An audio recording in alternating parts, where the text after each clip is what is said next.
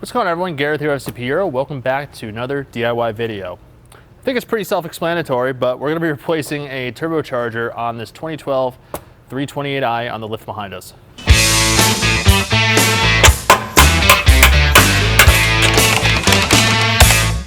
So in this particular vehicle's case, it has an underboost fault code, a ton of misfires, and generally has no power. There's a lot of different reasons that could be. However, this is a 200,000 mile car with the original turbo. The wastegate is super loose. We're going to show you all that diagnostic side of it. You could also check for boost leaks in other places, like maybe you have a cracked charge pipe, a bad intercooler. There's a lot of other areas where you could be losing boost. However, this thing rattles like crazy on startup. The wastegate, which is right here, makes a ton of noise. It's clearly worn out. It also burns quite a bit of oil on startup, so we're probably leaking oil through the turbine housing down into the exhaust. And so we're going to take you through the steps of what's required in order to replace the turbocharger on an N20. This particular vehicle's early production, so it has a pneumatic wastegate, so there's only a vacuum line that you have to worry about. If it was electronic wastegate, it's going to basically be the same procedure. We're going to be replacing our oil feed and return lines along with the coolant lines. Very, very important that you replace your oil lines when you're replacing a turbocharger. These can be restricted or clogged, which would destroy a brand new turbocharger, which is not what you want to deal with after you've done all that work and also spent the time. We're going to be replacing all of the sealing gaskets and hardware that are associated with this as well. That way we have a proper seal, no leaks, and this car will continue to run the way that it's supposed to. So that said, let's talk about some of the tools we're going to need to do this job, and then we'll go ahead and jump right into it. So the tools you're going to need are going to vary depending on whether you choose to drop the subframe or not, whether you're all-wheel drive or rear-wheel drive. This is a rear-wheel drive car. We're not going to be lowering the subframe, so we actually will be using a smaller amount of tools. That said, your standard assortment of ratchets, different varieties, short, flex heads, things like that. 6-7mm hose clamp drivers, flathead screwdrivers, aka the pry bar, however you choose to use it. T30 Torx in different varieties, because you're going to have clearancing problems when you go to remove the turbo. You're going to see what we're talking about once we get into the video. 8mm, 10mm, 13mm, 16mm, 11mm. Those are your typical 6-point sizes. You also need a T45 Torx as well for a couple of brackets. E12, E10, E8, and E6 for your external Torx. Pliers, varying pry tools, 86mm 16 flute oil filter cap socket, and if you have access to an electric ratchet or any power tools, that's gonna make your job a lot easier. So that said, these are the tools we're using. Let's go ahead and jump into it. I'll show you how to replace this turbo. So we're gonna have to drain oil and coolant from this. So I'm going to first start by loosening our cap. So now we're gonna use this oil filter cap wrench. It's a 86mm 16 flute. Sits on the oil filter cap like that. And we're gonna break it free. And now we'll lift the car up and we'll drain oil from underneath. And we'll also dump coolant from the radiator. The reason we have to do that is when we take the turbo off and disconnect the lines, there's going to be coolant and oil in those lines, and we would like to remove as much of that before we get to that point. Otherwise, I'll just make a huge mess. On your rear-wheel drive N20s, you're going to have this plastic oil pan, which is a 10mm Allen. X-Drive N20s and N26s have a traditional 16mm drain plug. Ooh, that is dark. Well, I'm gonna go ahead and put the drain plug back on. When we put fresh oil back in it, we're gonna put a new plug on it. Comes with the oil filter kit, because those are one-time use only. Now, for the turbo replacement, we should be able to do this by leaving the front subframe in place. You could drop the subframe if you want. That would give you quite a bit of space to work with, but it's a pretty small engine and it's a pretty large engine bay, so I don't think we're gonna have to do it. I'm going to disconnect our hot side charge pipe. It uses a hen clamp, which we have special pliers for those just to evenly release them.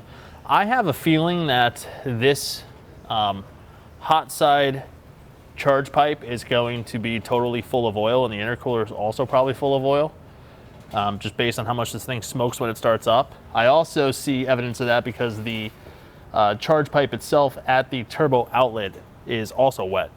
So there's definitely gonna be some oil in here. I wanna go ahead and get that off now while we have the oil drain underneath. So I said that there's special pliers for these, but you can get these off just as easily with a screwdriver. The way that I would deal with these is I want to push. There's kind of like a lock here, so you want to push the whole thing forward.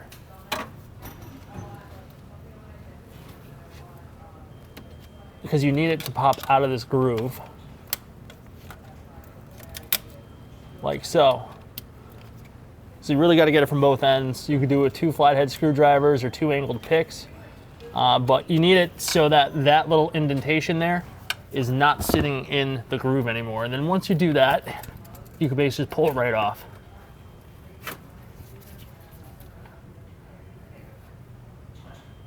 And you probably will not be able to see up there, but you'll be able to see here, 2 flathead screwdrivers.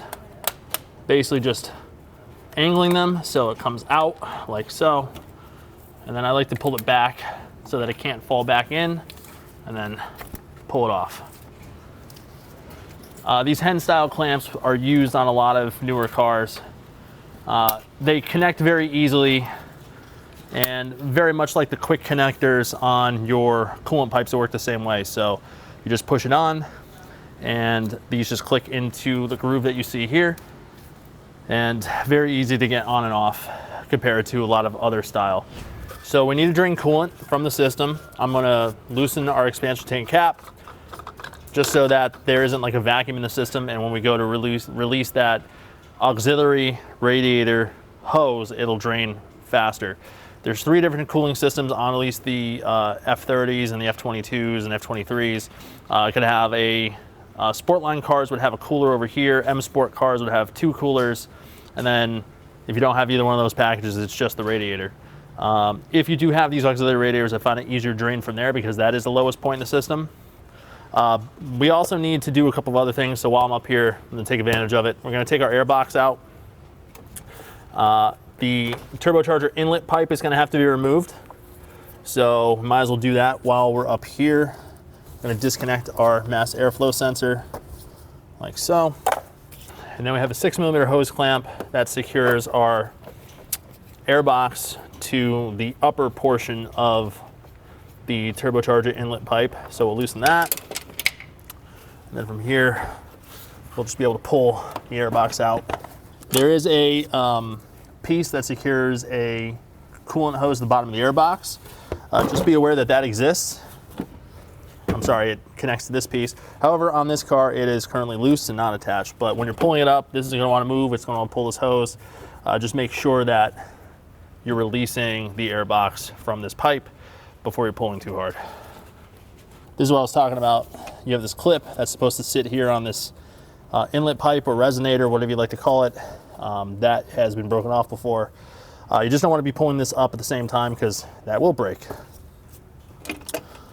Now we have a 7mm hose clamp down here because BMW likes to throw curveballs at you for sizes.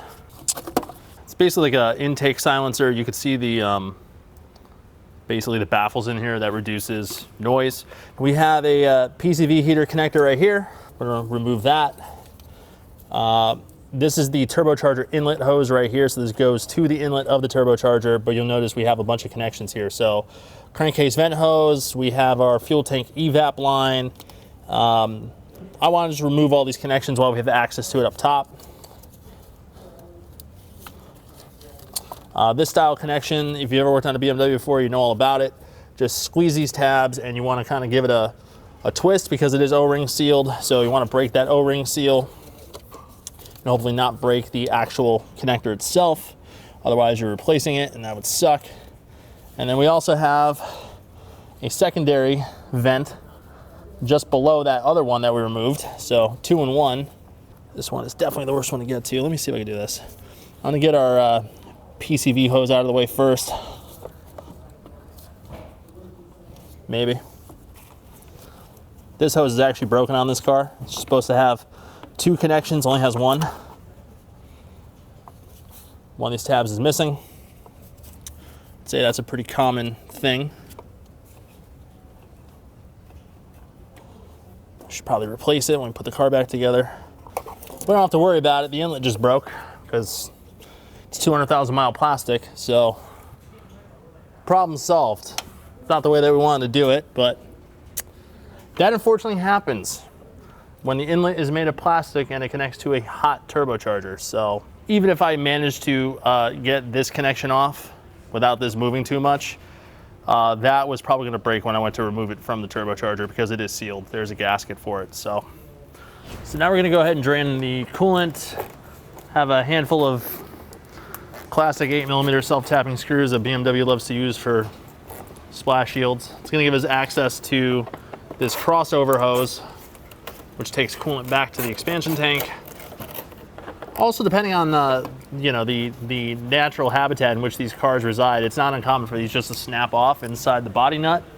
So classic, again, BMW quick connects. I'm gonna pull this ear back.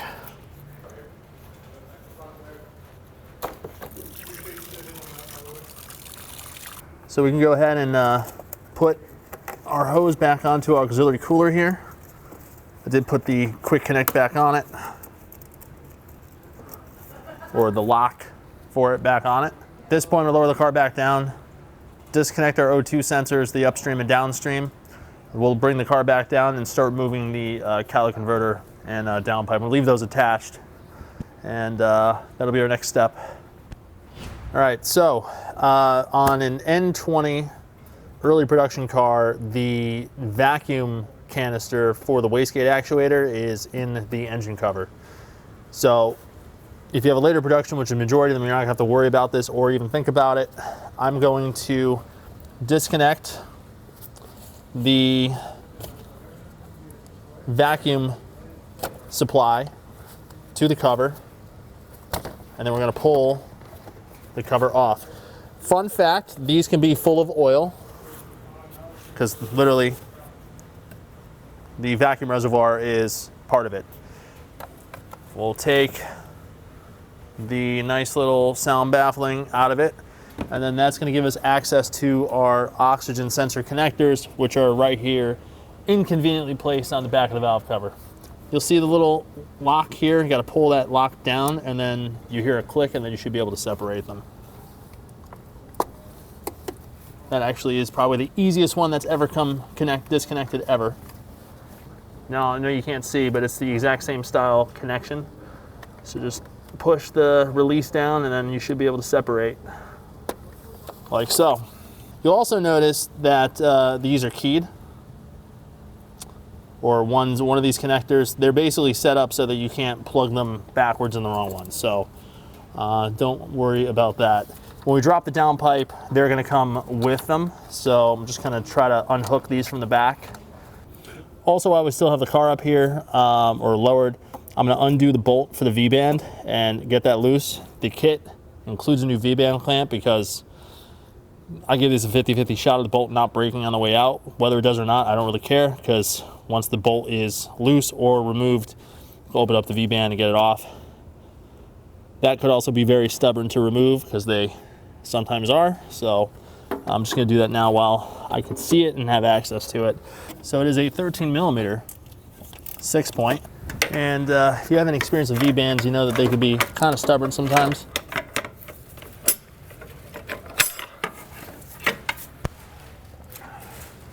That's the sound we like to hear. So the V-band is released, and now we have our was a clamp. I wonder if I can actually just break it. Let's find out. The answer is yes, you can just break it because it's toast. Of course, these are spot welded onto the mid pipe from the factory. So we're just gonna have to slip a new one on. That's fine. But as you can see, not much was holding that together because I just broke that with a pry bar. Like it was nothing. We got two E12 bolts that hold the bracket to the bell housing of the transmission. We're gonna go ahead and remove these because then we can swing the bracket out of the way, and then we should have enough movement to hopefully slide the catalytic converter and downpipe assembly out without having to remove any of the rest of the exhaust. Now that is a theory. Whether or not it's actually going to work out that way, TBD. We'll get the support bracket out of the way. I'm going to put the bolts with the bracket. So we have some movement between our mid pipe and our down pipe, which is great. So at this point, I should be able to pull the down pipe off the turbo outlet, and then we should be able to wiggle it around enough to be able to slip this out of the mid pipe. So I'm going to pull it back first and get it off the turbo. And then we'll do the wiggle wiggle 18,000 here. And try not to cut yourself on that, because that could be sharp.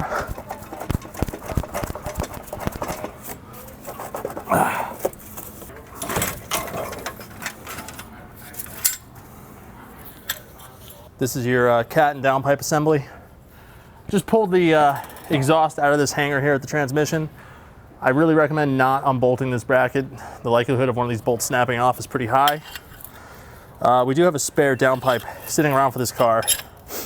Might actually put that on because we do have a crack happening here. So probably a little bit of an exhaust leak. Yeah, it's cracked. So we're gonna be putting a different one back on just because this is currently failing. So, all right, so we found two things that we expected to see. Now that the downpipe is off, you can really see the amount of movement on the wastegate, both in and out, and also just the amount of play. So when you hear a rattle,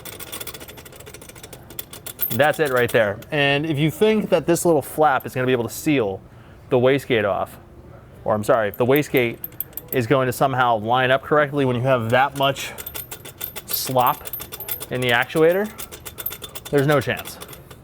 The second thing is, if you look at the compressor wheel, that thing is completely soaked. So that tells me that there's a seal problem and oil is basically leaking out past the lubrication chamber, and it's being burned off on the compressor side, and I would also, well, on the turbine side, this is what we're looking at. But I also imagine once we get the turbo off, we'll be able to see quite a bit of oil volume on the compressor side as well. But that thing is totally soaked, so literally on startup, when you see a bunch of smoke, that is where that's coming from. The other thing to keep in mind too, BMW did an update on the turbo feed line, and they put a check valve in place. That check valve is designed to prevent oil from pooling inside the turbo. That much weepage right there is not normal. That is a very worn out turbo. I don't feel too much shaft play in it, surprisingly. It still spins nicely, but that's leaking a whole bunch of oil, and the wastegate is just totally screwed. So once we get it off, we'll be able to take a closer look at it, but kind of what I was expecting on a 200,000 mile original turbo. So now we're gonna move on and start doing what we gotta do to get the turbo out of here. So it's really just a bunch of lines, brackets, things like that, and theoretically we should be able to slide this thing out the back. So the first thing we're gonna do is loosen up our supporting bracket here. It's a T45 Torx. It's pretty crusty. I don't know if it's gonna break free or just snap off, and honestly, if it snaps off, I don't think that's gonna be our worst case scenario. But we're gonna try not to snap it off. So it's moving. Love to see it. Says again, T45 for the supporting bracket. This goes into the engine block. Now, I will note, if this was an X-Drive car, you would probably need to remove the right side engine support bracket, just because the oil pan's a little bit different shape. The front axle comes through, so at least on your 2 Series, 3 Series, 4 Series, you may need to remove this bracket. You don't have to do that in rear-wheel drive cars. And we have one more bolt, which is all the way up here, kind of a Never Never Land. I'm gonna release our oil feed line here. It's a T30. These generally don't have an issue coming out, and if you have a long T30 socket, that's going to be your best friend, or a T30 on a 1/4 inch extension. So yeah, there's a E8 screw that secures the drain to the bottom of the block here. So that should be the oil return, and the head of that screw snapped off like there was nothing there. I could feel it was tight, so I was working it back and forth, and then It just literally let go. So you have to weld a nut onto that later once the turbo's out of the way to extract what's left of it in there. But just wisely caution, there could be some galvanic corrosion in these threads, making stuff really, really tight. This is a 12-year-old car. It's been in New England its whole life. That was not expected to happen, but that thing broke off like it was nothing. Didn't even feel the resistance on it. So these things happen, so be prepared. And these O-rings are also really petrified. So they're putting up quite a bit of resistance. So you can see it's moving, but basically as soon as you let go, it wants to snap back into its resting position. And this right here is a drain for your PCV as well. So oil comes back into the galley or into the sump.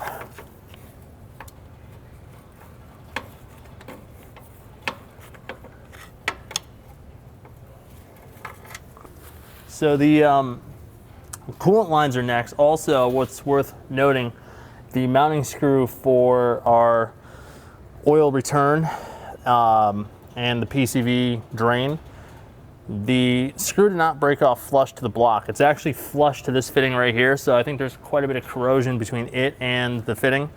That's gonna have to be pulled off in order to weld the nut on and extract what's left of the screw. However, really don't have much room to work with the turbo in, so I'm gonna have to do that later, which is fine. It's not gonna interrupt removing the turbo. It's just gonna be easier to do it with the turbo out of the way. The coolant feed and coolant return lines, those are basically blocked by the turbo. So the best course of action here is to basically loosen the turbo from the cylinder head, kind of let it tilt off to the side, and then you'll be able to gain access to those screws. The only thing that's challenging about this is the routing of the coolant lines. By far the worst part about doing a turbocharger on an N20. So, word of the caution. So BMW gives you a certain removal process for which ones you have to loosen first, and as well as tightening it back down. Here in the real world, where you don't have access to everything in one shot, I'm just going to be working from the outside towards the inside. There's also some heat shields and stuff that are going to be in the way that I have to move out of the way. But what's interesting with these exhaust manifold nuts is it's 11mm drive, or it has a Torx internal drive. I recommend using the external drive instead of the internal drive, just because if you have something that's tight here and you have the internal drive, you're basically just you're gonna open the whole thing up, and then you're not gonna be able to use the external drive. And I've not found too many of these style exhaust manifold nuts to be so uncooperative that they just don't come loose. They're not that tight, and if you get lucky, the exhaust manifold stud comes out with the nut at the same time. These really should be replaced at the same time, and it looks like this one is coming out with it. No, it is not. It's actually threading out on its own. A little bit of a rarity, but we'll take it.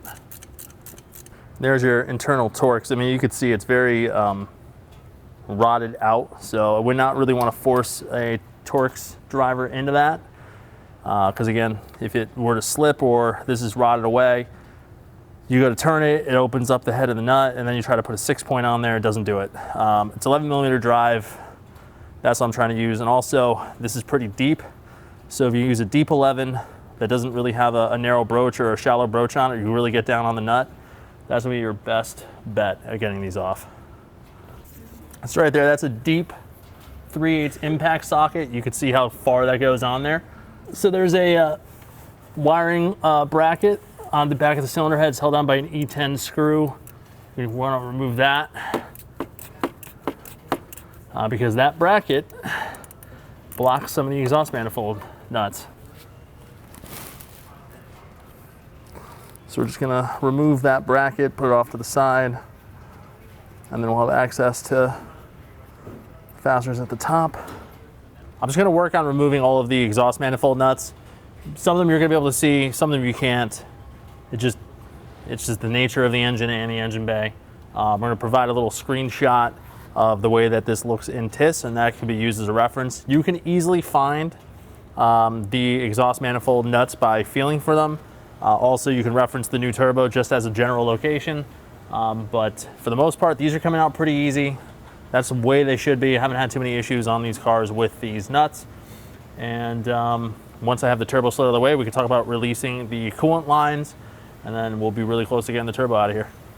Before we pull the turbo back, I want to disconnect our electric cutoff valve on the turbocharger housing. So similar style connector, we got to depress the lock and then should be able to pull it off.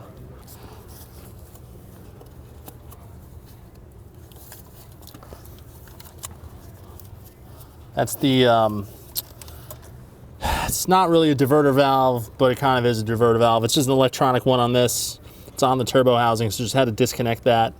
All of the exhaust manifold nuts are loose, so should be able to pull the turbo forward slightly.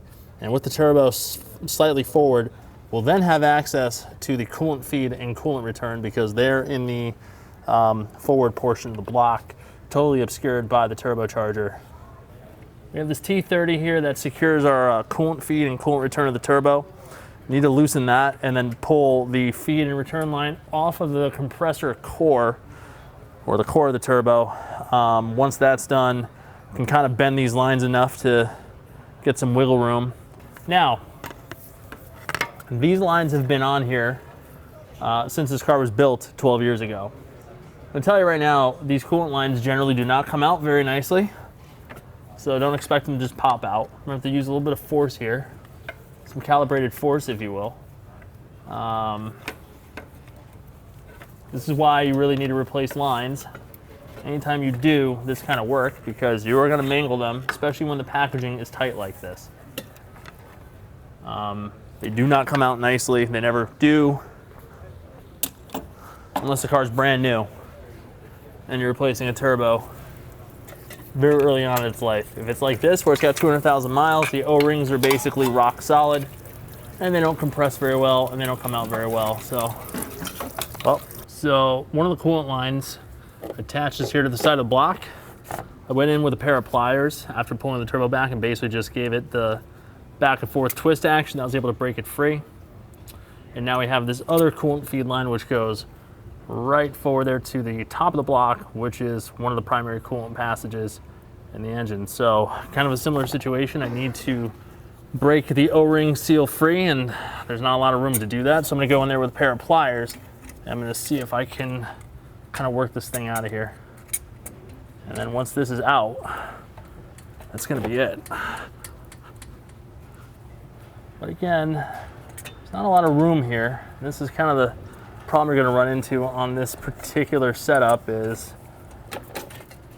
here we go. And again, you're replacing these lines anyway, and you should be. You should not be reusing them for any reason. And now we can slowly bring this turbo back and out.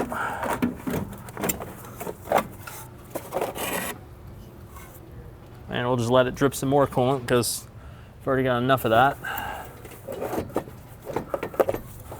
I think this should be obvious without saying. If you're looking up at this thing, working on your back, make sure you have plenty of eye protection. You don't want to get oil or coolant in your eyes. So a unanticipated problem here is the right side engine mount's very collapsed, and that's basically choking the turbo in the way that needs to come out. So I'm using a pull jack to push up on that engine mount, which will hopefully give me enough room to extract this thing now.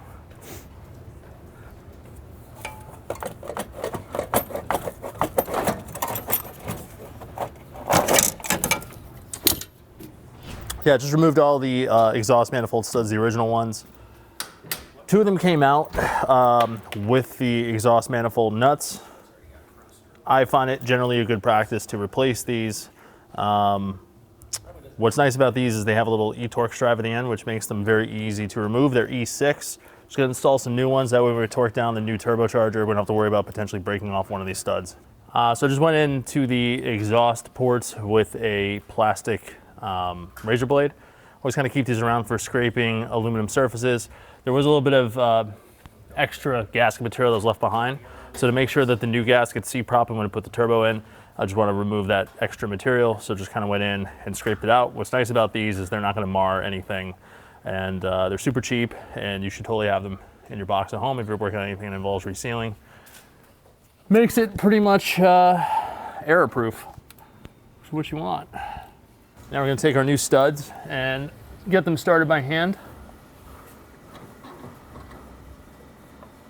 Certainly don't want to cross thread them, so getting them started by hand is always a good call. If you wanted to go in with a thread chaser and clean out the holes, you could do that, but I don't think that's necessary, especially if they all came out no problem. So there is a official torque spec for these studs from BMW. In the real world, nobody is really doing that. They do bottom out. They have a shoulder. So just make sure that they bottom out. I go in there with a 1/4 inch ratchet, turn it, feel to make sure that's bottomed out. I don't really go any further than that. The reality of the situation is you're not gonna be able to really get in there with a torque wrench. So unless the engine's out, there really is no need to do it, especially since they do bottom out on their own. Okay, so we need to prepare the new turbo for installation. So like I said, we have brand new coolant lines and oil lines, which these should always be replaced with every single turbocharger, particularly the oil feed and oil return, because you have no way of knowing if these are restricted. The worst thing that could happen is you had a turbo that failed, you put a new one in, and the failure was because of a restricted oil feed or oil return line, and now you're replacing the turbo again. So it's not really worth the risk. Yes, it is additional money, but it's cheaper than replacing a turbo unnecessarily for the second time. So with that said, this Mitsubishi OE replacement turbo, it has everything we need on it. It has our pneumatic wastegate. If this was a electronic wastegate setup, it would have the electronic wastegate actuator on it. It has the electric cutoff valve on it. Everything has been good. The wastegate actuator arm's already been pre-adjusted, so we don't need to worry about that. All we have to do at this point is install all of our new lines. And this is a tricky thing. You saw how difficult it was to get access to some of these connections with the turbo in the car. We do need to keep in mind that some of these connections we're going to leave somewhat loose, just so that we have enough room to hook everything up to the engine block and we have enough room to work with. So that said, first thing we're going to do, we're going to take our new exhaust manifold gaskets, which are these right here. We just simply slip them on the flange. If you remember, we cleaned the cylinder head exhaust ports earlier. The original gaskets left some residue behind. That's why it's important to clean those out and make sure they're debris free. That way the new gaskets will seat properly to the cylinder head. You could technically install this backwards, but it could only go one direction. If you remember before we removed it from the car, it faces forward. This is the front of the turbo, this is the back of the turbo, and it's going to go towards the engine block. Here's a new gasket for it.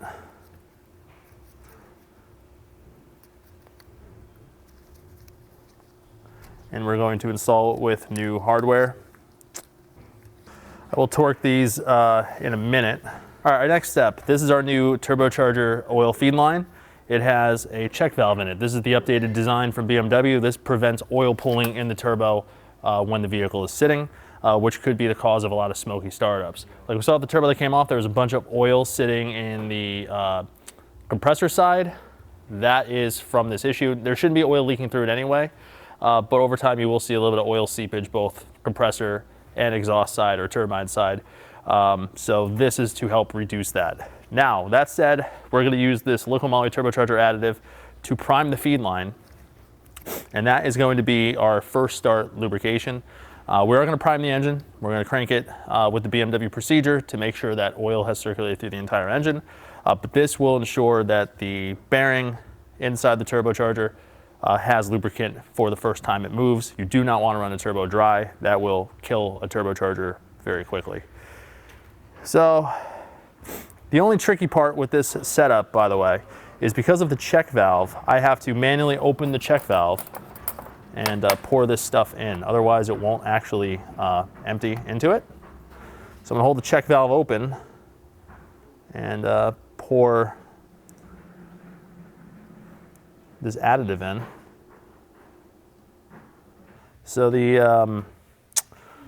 turbo oil feed line is sealed with an O-ring to both the turbocharger and the engine block. I'm just going to go ahead and put a little silicone lube on that O-ring to make sure that it seats into place.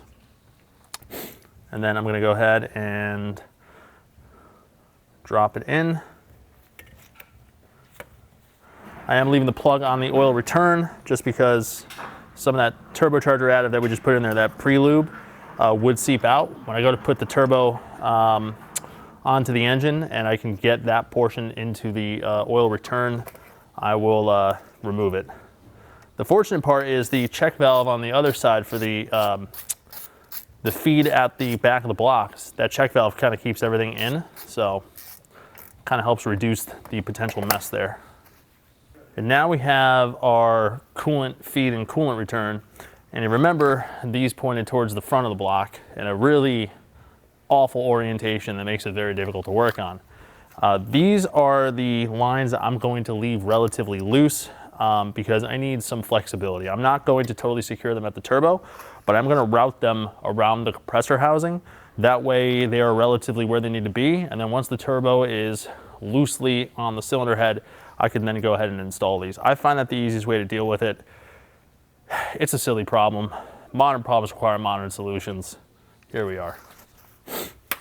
So if you're looking at our coolant feed and coolant return, you'll notice that one of these is recessed and the other one is not. So if we look at our lines, the easiest explanation here is only one of these. This goes to the block. This goes to the turbo.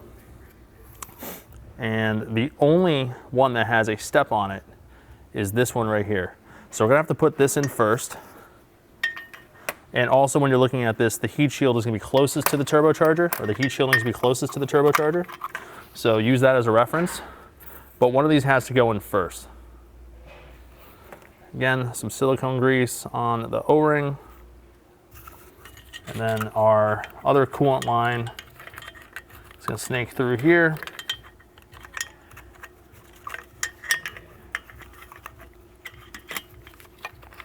Do have a little bit of flexibility in them, but they're a little finicky to work with, unfortunately.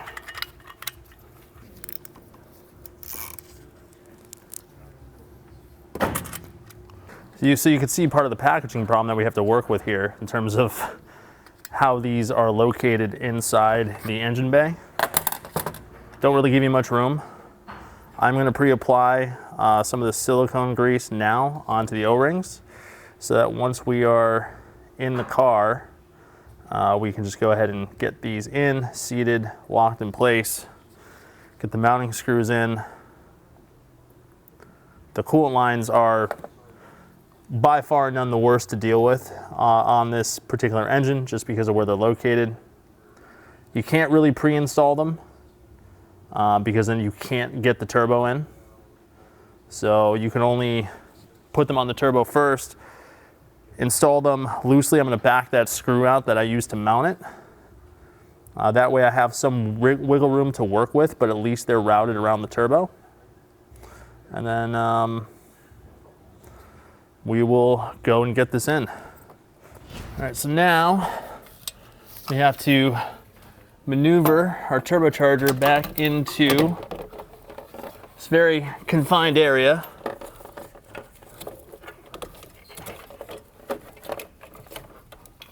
Also, be prepared for these turbocharger manifold gaskets to fall off all the time, because they do until they're in place. And this is why we left the coolant feed and coolant return loose. It's gonna give us just enough movement, wiggle room to get those attached to the block. Like I said, if those were 100% tight to the turbocharger, there's no chance that you're gonna be able to get those mounted. So at this point, the next step is going to be to get those coolant lines hooked up to the block. And then once those are hooked up to the block and secured, we can then push the turbo up into position. We will also hook up our oil return once the turbo is roughly in place, and our turbo oil feed. Yeah, so that forward coolant line is going to be by far the hardest thing to attach to the engine block. It's just in a really bad place. When you come here to the front, you could basically see the flange. That should look flat against the block. Now, right now, the backside where the screw secures it, it is angled, but that's because it's being pulled that way. I'm gonna put the installation screw in place. That'll lock the line in place. And then from there, it is much more downhill from this point onward. That front line is by far the worst part of this entire job. The other coolant line on the side of the block, that's gonna be pretty caked to get into place. Once we have those in, we could pop the turbo oil feed line in, put the turbo up in place loosely with a couple of new nuts, and then we'll put the return line in, and then we'll start cinching everything down. But that one is by far going to be the worst part of this entire installation. Went ahead and seated the other coolant line and tightened down the screw for it. So our second coolant line is now in the block. That was pretty easy, just pushed right in. Now we need to actually get the turbo up in position so we can put the oil feed line into the block. So I have 2 of the exhaust manifold nuts with me, and I'm going to push this up in position. I'm gonna double check to make sure all of those sealing gaskets are in place because they have fallen off a couple times, as is tradition, so they don't actually sit flush. All of these mounting screws are T30s, and if you were so inclined to torque them, you could. I mean, getting a torque wrench into some of these places is gonna be impossible, so it's not gonna happen. But they're 10 Newton meters of torque. It's a standard M6 thread. I mean, realistically, 1/4 inch ratchet, get it tight with your hands, you'll be fine. Basically, when you can't turn anymore, you're done. So at this point, we can reinstall the turbo oil drain, lubricate the O-ring. Again, I pulled this off just because it would not clear going into between the subframe and the frame rail. Even though it came out attached, it just would not go back in with a new one. So took it off because I didn't want to bend it or damage it or do anything that would cause a problem later on. So I have that in place. Right now I just need to reattach the turbo drain back to the block. Did put a brand new oil return for the PCV because that was, if you remember at the beginning of this video, this screw broke off. It was rust welded to the metal sleeve inside this plastic part here. And we were fortunately able to get it out. All it just took was some vice grips and moving it back and forth. But because this plastic piece is already compromised, I just ended up replacing it. So at this point, we're gonna install our exhaust manifold nuts. These are 11 millimeter. I'm gonna get these on here loosely. There is a torquing sequence for this, which is really designed to get the turbo flush to the cylinder head and then compress those gaskets. But again, kind of difficult with the engine in the car. So we're gonna have to use our brain power here and do this in a way in which we can accomplish the goal of crushing those gaskets and drawing in the exhaust manifold to the cylinder head in an even manner.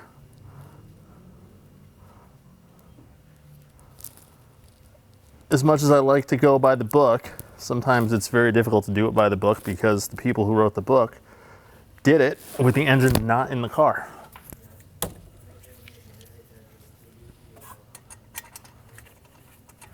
What I'm not going to do is absolutely nuke this thing down before I get the rest of the nuts started.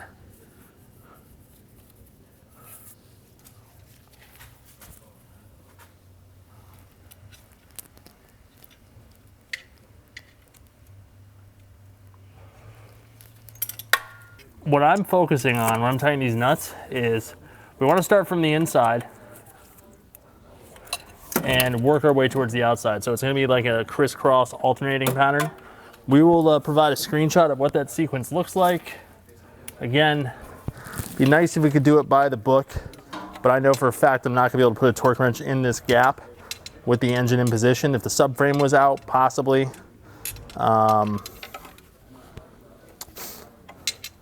but I'm gonna try to do the best that I can to make sure these are tightened evenly and that the exhaust gaskets are compressed. And as long as I do that, we should be fine. So next up, we have a couple brackets we need to reinstall. There's this support bracket for the turbocharger, which sits right here above the engine support bracket. And then we have a cable bracket up top on the back of the cylinder head we removed earlier when we took the downpipe out. We're gonna have to put that back in because it does secure a couple of cables up top. I'm gonna start with this one here, and can only go in one way. Screws are T45. Now you'll probably notice there's a nice shiny one towards the front. That's because, well, it's in the subframe somewhere and we don't have that particular screw in stock, so just using another one of the same thread size and pitch. And I'm fine with that because it's just an extra brace for the turbocharger. And we have this wiring bracket that's on the back of the cylinder head. It's held down by this E10 Torx screw. All right, here is our downpipe and cat assembly. I said we are gonna be putting a different one in. Well, that one got thrown out. So we're putting this one back in with the broken flex pipe, rip. When it comes to the V-band clamp, this is the orientation of the downpipe in the engine bay. Make sure that the back side of the clamp here where the threaded nut is, that's facing towards the engine there. If you were to put this in and find yourself that you reversed it, tightening down this V-band is going to be very challenging. Also, it goes without saying, make sure the catalytic converter and downpipe gasket is pre-installed in the turbocharger, which we have already done. Right now I'm just routing the O2 sensors back the way that they were before. And then I'm going to come back down under the car and reconnect the bracket for the downpipe. It's got a 13 millimeter nut. Well, technically should be two 13 millimeters, but unfortunately there's only one because that stud broke off when we removed it. Normally it'd be right here. And then we have these E12s for the bell housing bolts. We're gonna plug our turbocharger cutoff valve back in. We're gonna listen for a click, felt it, it's locked in place. And while we're down here, we're gonna put a brand new inlet pipe on this car because the original one that literally was installed in the car 12, 13 years ago had no chance of coming off in one piece. So it goes right here. I'm gonna go ahead and put that in while we're down here because it's gonna be the easiest time to do it. So this brand new, it's just a Phoebe aftermarket one. Basically just a reproduction of the factory part. Comes with the gasket. Just goes in like that. And then you can see the stud there for the nut. And we're using the one that came off the original turbocharger. We don't need to replace that. And we didn't show removal of this originally because, well, it broke before we could ever actually get to removing it. So it's a 10 millimeter nut that secures it. I'm gonna feed our charge hose up. We're just reusing the factory one. There's nothing wrong with it. But if you did want to upgrade it, now's the time to do it. And these are nice because they just click into place. Like so. Just want to make sure that that clip is locked. And it is. All right, we have a brand new exhaust clamp. The factory one was spot welded on. And if you remember when we took it off, we didn't actually have to do anything to remove it. We just broke it with a pry bar because there was nothing left of it. We're gonna put the new drain plug onto the oil pan. All right, we're gonna reinstall the splash shield that we removed when we drained the cooling system. And that actually finishes all the work that we have to do underneath the car at this point. We are gonna have to change the oil filter, refill the cooling system, electrically disconnect the injectors, and then we're gonna prime the engine. All right, we're gonna reconnect one of our vent lines here back to the new inlet pipe. Those just kind of click and lock in place. We have a brand new vent hose with the heating element, because if you remember, the one that came off was broken. So Didn't want to put that back on. With that said, you know, I would say, particularly on taking on a job like this where a lot of the parts are original, definitely plan ahead. Anything that you have to disconnect that is plastic, just have it. There is always that possibility that any of these parts could break when you're taking them off. We have a brand new vacuum line for our turbocharger wastegate. Gonna slip that on. The other one was not in the greatest of shape. It was pretty brittle. We include it with this version of the turbocharger kit because something simple like a cracked or weak vacuum hose for your wastegate actuator could cause some problems. It is a braided hose, so it does have this kind of heat shielded fabric on it. Just slip it onto our solenoid for the wastegate. That finishes that. So we have our new crankcase vent hose connected, the heating element connected, our inlet pipe connected, our crankcase vent. So you have this new lower intake or upper inlet pipe muffler, intake muffler. This came off the Project F30 328SI, but this is a 100,000 mile part, and it still has that connection for the expansion tank hose. So we're going to use it. And slip it into the inlet. And then it's a 7mm hose clamp to tighten that into place.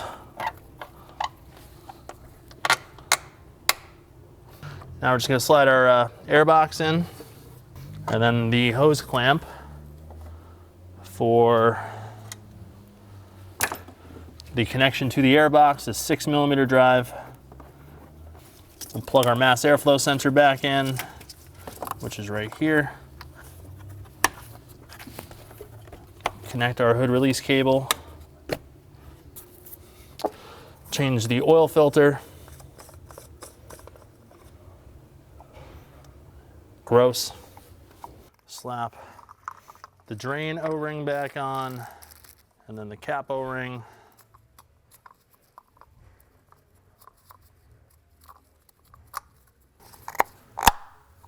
Click it in.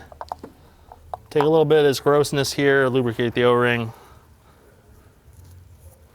And then we'll lubricate that O-ring.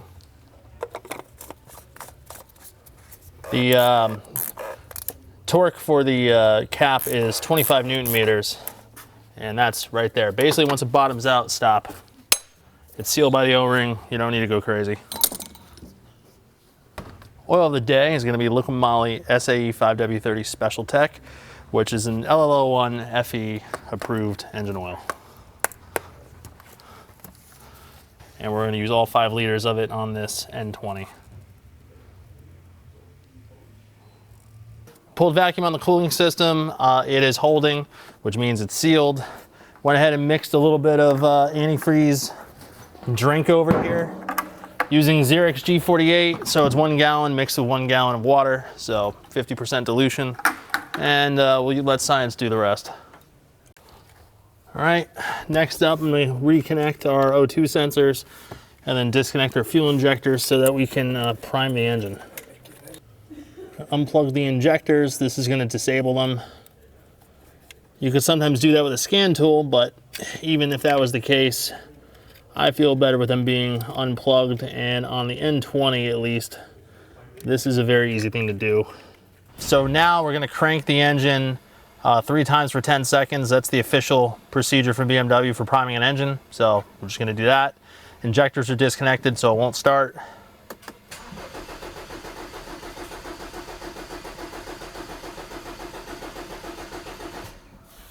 Let the starter motor cool down for a second. Go again.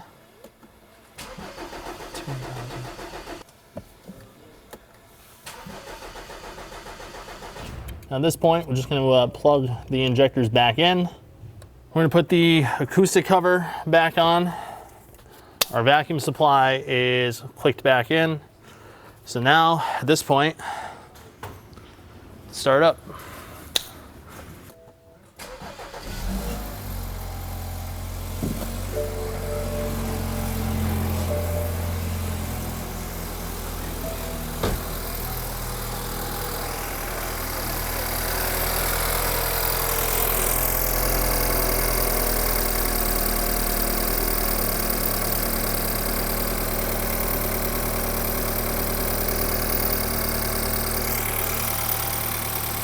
quieter.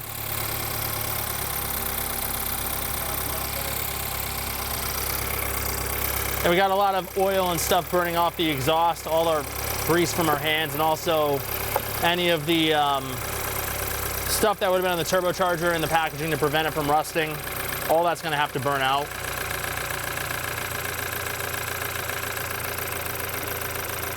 Doesn't seem to be misfiring now, at least. So we got that.